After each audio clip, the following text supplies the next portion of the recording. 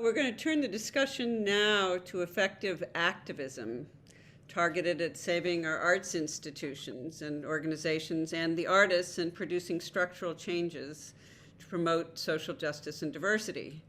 The broad questions for this conversation are what's wrong, what needs to change, and what broader solutions on the local, national, and international, no, the local, regional, and national levels need to come about, who needs to be involved in making the changes, and what institutions need to be involved in making the changes, and what can we do.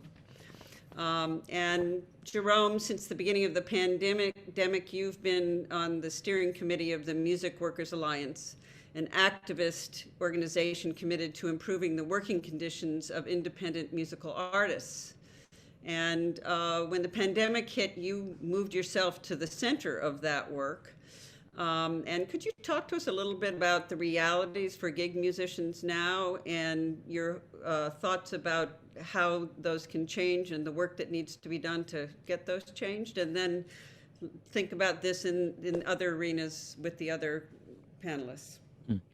Well, I'll start off by just relating a few short vignettes. Back in July, Music Workers Alliance surveyed music workers, performers, DJs that we're in touch with, and is asking them, and asked them what was their situation, particularly financially. And I mean, the responses were frankly kind of harrowing. I mean, I'll read a bit, from some of them. I was a full-time touring DJ. I arrived back from tour. 2 days later, released an album. Then 2 days after, all of my shows got canceled for the weekend and beyond. She, mentions that, even if I can get by for now, I will need to be very careful living off unemployment benefits solely. Another performer, said that, he's applying to barber school when they open. This is after 20 years of training and performing within the music industry. Someone else, wrote in saying, I'm 67 years old, I'm in excellent health, but salaried or hourly work will probably be hard to find given the competition, and any arts sector related work may not be available for many months. The people who are talking about, difficulty, making their mortgage payments, a number of people saying that they, had to move back in with their parents. And, these are folks who are in their 30s, 40s, and quite a number of folks saying that they would have to leave New York City, which is, where I'm based. So all of this, these are, he says, examples of some of the precarity that many performers have found themselves, it's been heightened by this virus crisis. Music Workers Alliance did a survey just a few months ago, from end of October into December, and we found that 71% of the folks that responded had lost more than 75% of their income during the pandemic. So people are, depleting their savings, looking for work in other fields. 15% of the respondents to our survey had to move to save money. And all of this is in line with surveys that have been done by Americans for the Arts and other, researchers. So, we're all kind of and to zoom out, obviously, what I was just, the stories that I just related are all about performers, and meanwhile, there's the rest of the industry that we work in. And, there's a study that Brookings Institution put out back at the end of July, and, they expected that over 2.3 million jobs and $74 billion in people's, in companies and people's monthly earnings were going to be lost, by this thing. So the learning curves that individuals and institutions and activists are dealing with are steep. And in terms of the social justice component of all of this, actually, I'm going to post something in the chat, just as one example. This is an article that Billboard magazine put out a while back. They actually looked at the catalogs of some companies, some record companies that they had acquired, and found a really sharp structural disparity in the royalty rates that the artists on those labels were paid, that the Black artists on those labels were paid, compared to, the non-Black artists. And this is an example of some work that's being done by Music Workers Alliance and a group called the Black Music Action Coalition, if I remember their name correctly, trying to look at the systemic inequities in our part of the entertainment industrial complex. And of course, these inequities are many decades old, but the pandemic has heightened the need for those to be addressed. Yeah. So Emily, I know that you've been thinking about these issues for our society as a whole and on a very, very top of the heap kind of view. I'd love it if you'd talk a little bit about your thinking about how we should, Oh, as a nation, look at this. oh, sure. I was just going to say that, and in terms of the rest of um, uh, the arts sector, those anecdotes that Jerome was mentioning are across the board. People being homeless and being on food lines and losing their health insurance. Basically, the arts sector has been decimated. That has to do with the performing arts sector. And I'm working with a number of organizations and very actively with the Dramatists Guild, which is our playwrights union. It's not a union, it's a guild, to reframe our story and to tell the story of the arts in economic terms. So, we've often talked about that we are essential, for the very soul of our country, and the arts are what, you started out, Marion, with so many beautiful and eloquent quotes about that arts is essential to bringing us back to life. And I couldn't agree with it more. But we're also realizing that so many people in our anti-intellectual society and in our anti-art society think of us as sort of a luxury and soft. And so we're looking at it also as starting an education campaign to work with the federal government, not only for massive relief packages, but to engage with Congress in some very important education on this sector. So, for example, most people don't know that we're an $877.8 billion economy in this country. That's the arts sector. We generate $265 billion a year, more than all transportation combined. And yet the top 10 airlines were allotted $50 billion by the CARES Act, while we're fighting over a measly $75 million appropriated by the NEA. We're a $230 billion arts economy in California, $120 billion in New York, $46 billion in Texas, of all places, $30 billion in Illinois, $8 billion in Indiana, $4 billion in Kansas, $1 billion in Wyoming. We're everywhere, we're in every state. And I think we have to make the case that we drive community health. Not just the artists, we drive communities, economies, the health of the economy, not just the artists, but as Jerome was saying, the administrators, the custodians, the restaurant workers, the craftspeople, the stagehands, the hotel works. We're big business because we are local and we are everywhere. And in addition, we're one of our country's greatest exports, and why America's been so influential across the world. So we're trying to get this message out.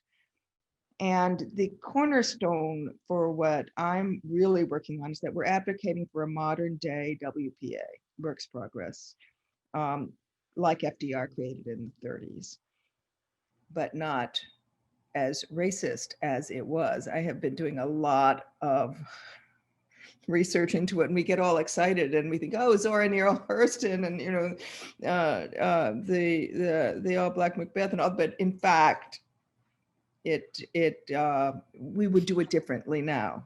We would have to, thank God. We want a secretary of the Department of the Arts, an arts new deal, if you will, to put arts workers back to work and arts at the center of our recovery. This will help recover the local economies as well. If people want to join this initiative or find out more about it, you can go to americansforthearts.org and to beanartshero.com. I also just want to say the Actors Fund gives to artists in need, not just actors. If you give to your local arts institutions, that will help get people back to work. Lobby your representatives in Congress for arts advocacy, and our own Chuck Schumer, who was the class of what, 72? 70, was he in your class? No. No, all right. Well, we had dinner with He him. was 73, wasn't he? Was he? Is he? I don't think so. No. No. Well, we had dinner with him frequently at Adam's house, Peter. So I'm trying to figure out what, anyway, he is backing an arts plan. And we should cheer him on for that. I also would like to say that some people can sponsor a creative team if you're in a philanthropic frame of mind. And there are two other things I would like to just mention. The Industry Standard Group, TISG, is working to back Black producers in the commercial theater sector. And they're doing extraordinary work. You can look at them on their website, the industrystandardgroup.com, TISG. And also Native Voices, which is the artistic director is Delana Studi, and she is the only Native American professional theater in the country, and she's in LA, and she's fantastic. I just worked with her. She was playing Wilma Mankiller in my play Gloria, the life of Gloria Steinem, and Wilma Mankiller was the first Cherokee chief, female Cherokee chief of the Cherokee Nation, and one of Gloria's best friends, and Delana is her cousin, and she ended up being in the play, and she's running this fantastic theater right now. But there are also many, many theaters that are dedicated solely to people of color. Crossroads Theater Company in New Brunswick is a fantastic Black theater company. And the list go on and on. If anyone is interested, I can make those lists. But I just wanted to say that we haven't told our story well. We're storytellers, and we have to start by saying that we are workers, and it's hard work to do what we do. And we need to be compensated. What the pandemic has exposed and what the Black Lives Matter movement has exposed is that it was never okay. We don't want to get back to anything. It never worked economically to begin with. And the system was a racist and misogynist system for a very long time. I'm very excited that now that it's laid bare, that we can start making real and fundamental change. So, and I would like to move, as a longtime music educator, I would like to ask Peter to talk about young artists and what we think we need, how we can be supportive so that we actually don't lose a big segment of a period of time, because artists will think that they just simply couldn't possibly do what it is that's in their hearts and in their beings and is their call. I will share the one bit of good news that we had from last spring is that all of the voice teachers, and I saw this too, even though I don't teach voice, but I saw this in watching the end of quarter activities. Everybody got better. Now, how was that possible? And that was really an unexpectedly optimistic outcome. And we all ended up thinking that it was because people stopped waiting for us to, dollop the spoon into their mouths so that they could, ingest knowledge, and they realized they were either going to do it on their own or it wasn't going to happen. So that, in a sense, was a great outcome. I do have people at the same time, some of them younger, obviously, but I have people saying things to me like, well, why can't we just do scenes and arias and ensembles? Why can't we do acts of operas now, even though you can't do a whole production? And I'm like, because we can't do anything which involves more than one person. So that's a problem. We can do arias, but we can't do scenes and we can't do full shows. And I just want to say, if anybody who's listening knows of fantastic ways to do synchronous performance and coaching and rehearsal with low latency, please shoot me an email. I also want to just take one moment to talk about something that I've, because the thing is, if you look at opera from the point of view of an industry and just talking about race, because there's a whole, now opera is racist is an Instagram account, and some of the stories are just hair raising. The problem is that it's very easy to look at the names of our past, like Leontine Price, Martina Arroyo, Grace Bumbry, say that opera has plenty of African-American singers. That's not a problem. And nowadays we look at Angel Blue, who happened to have been my student at UCLA, go Bruins, Eric Owens, Pretty Yendi, Larry Brownlee, Janae Brugger, Russell Thomas, Janae Bridges. They're all fantastic singers from now. But where are the conductors? Mm-hmm. Where, and by the way, where there are more female conductors, but finally, Roderick Cox, God bless him, is going to be conducting at the Met. Michael Morgan is a wonderful conductor, but he doesn't conduct enough. Where are the Black stage directors? Tazewell Thompson is a wonderful stage director who just took over as head of opera at Manhattan School of Music. And he is, shall we say, slightly older than we. So where are the young ones? And that, to my, in a sense, that's my answer to what the question is. It's a pipeline issue, that it is up to us to really seek out. I mean, I know that there are amazing voices at historical Black universities and colleges. I got that backwards. HB, what is it? HBCU, that was correct. HBCU, right? Okay, yes. But it's possible to find some of them as singers, and we do get a lot of applicants. But to get people into the artistic administration of a company, that's a problem. So one of the things that actually my agency has come up with is a program where they're going to be taking interns who are interested in learning how to work in business. And whether or not they end up being in opera or being in the performing arts, they will learn skills.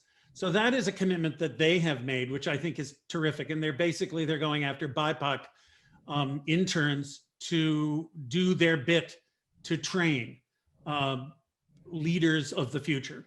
So that's something that I think many people can do.